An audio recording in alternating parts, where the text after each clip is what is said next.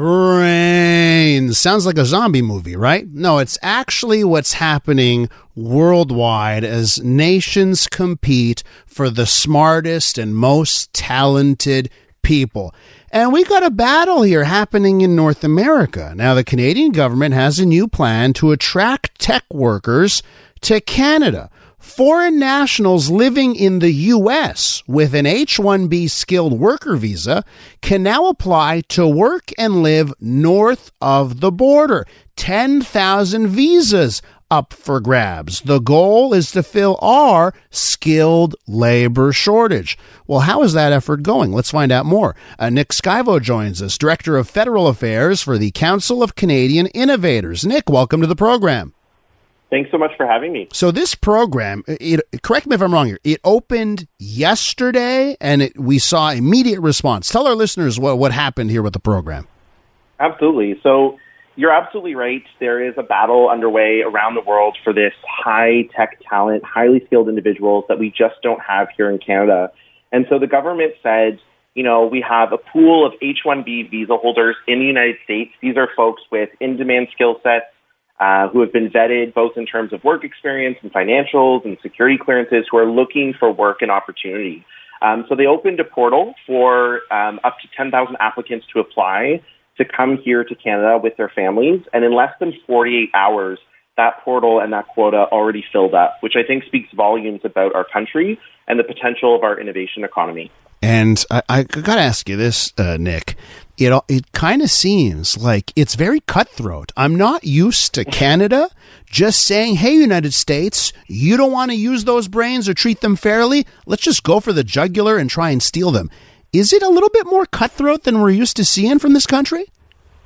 I wouldn't describe it as cutthroat. I would say that the global landscape for talent is competitive. And what we have seen for many years is a brain drain often to the south, but also to other countries. And so much in the same way that the government introduced what's called the Global Talent Stream in 2017, this was a program that we at CCI helped architect.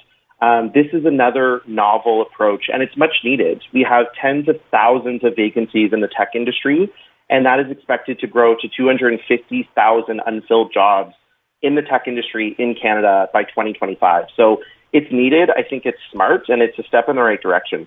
So I want you to try and explain to me why someone in the U.S. who is already in a decent position, if you're in the U.S. and you have an H-1B skilled worker visa, you're already doing pretty good, all things considered, in the United States, right?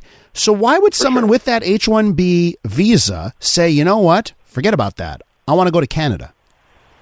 Yeah, I think there's a bunch of different reasons. I mean, for someone who may have been laid off from one of the world's biggest tech companies, they're looking for that next great opportunity in high tech, in the innovation space. And Canada has plenty of those. So I think in terms of sheer economic opportunity, the door is open here in Canada. But I also think there's something to be said for what we have to offer in terms of quality of life, in terms of culture, in terms of who we are as a country. And I think Canada as a brand is very appealing. We've always known that immigration is our asset. And I think, these individuals and their families are looking at not just their career, but where they want to start their life. So it's exciting to see our communities, receive these individuals and just grow those local economies. Are we seeing big corporations, maybe from the tech industry, other sectors of innovation, that have operations in the U.S. and Canada?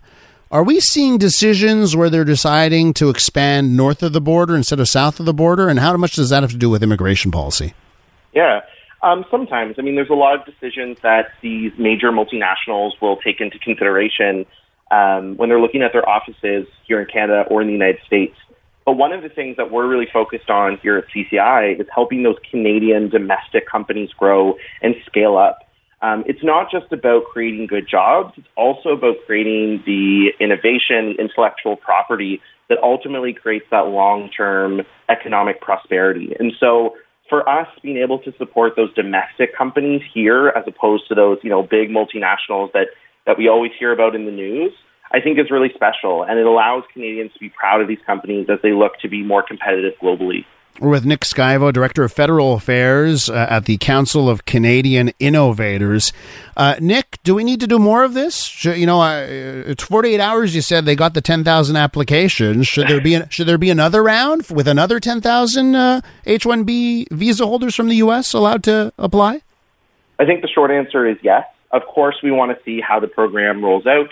I think, now that the portal has been filled up, we have to see how many of those applications are accepted, how quickly they're approved, how quickly they can come to Canada, and how much we can create that connective tissue in our communities. But once we've seen that happen, we would love to see this program continue, streamlined, and expanded. I think there's absolutely a need in terms of our Canadian companies needing this top talent. And I think, this in conjunction with other immigration and upskilling programs is a really good start. How is Canada doing overall in the war for brains? If this is a war for skilled talent, if this is a war over brains, how are we doing? Overall, I think Canada performs well. Again, there's a lot of reasons why Canada is highly sought after in terms of coming here. Definitely in terms of economic opportunities, innovation, these really groundbreaking companies that are changing the game in things like clean tech and health tech. But again, there's also kind of a cultural element there as well and a national brand element.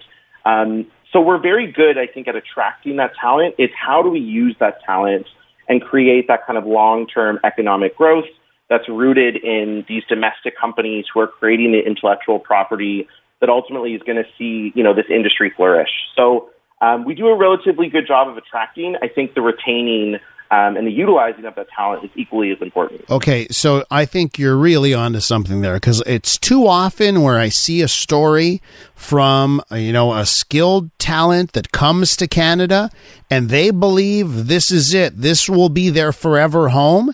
And then it's 2 or 3 years later and they'll go onto Reddit and they'll write a missive about how Canada didn't do it for me, and they leave. So how do we change that?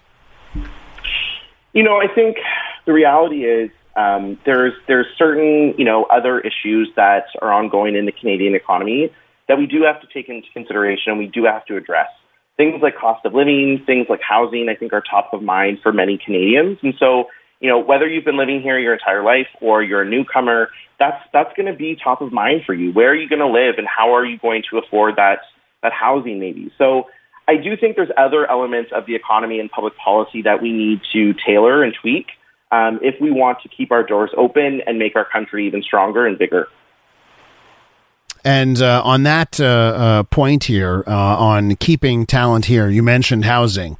Is that what you're seeing? Like, if someone has a choice and they'll be in Toronto starting up a company or becoming an innovator in Toronto, or then they look south to some U.S. cities where housing is just cheaper, that's a deciding factor as to whether they stay here or not long term? I think that can be, absolutely. I mean, it's no surprise that some of the major hotspots for tech and innovation in Canada are more expensive. You think Toronto, you think Vancouver. At the same time, we're seeing some really fantastic startups and scale-ups out of smaller cities, particularly in Waterloo, in Calgary and Edmonton, out east in the Maritimes. We're seeing some really exciting stuff happen there. So I do think we can get away from the narrative that tech only happens in Montreal, Vancouver, or Toronto. I do think it is slowly becoming more embedded in the Canadian economy as a whole, which does, open up some more options for these individuals who are coming here.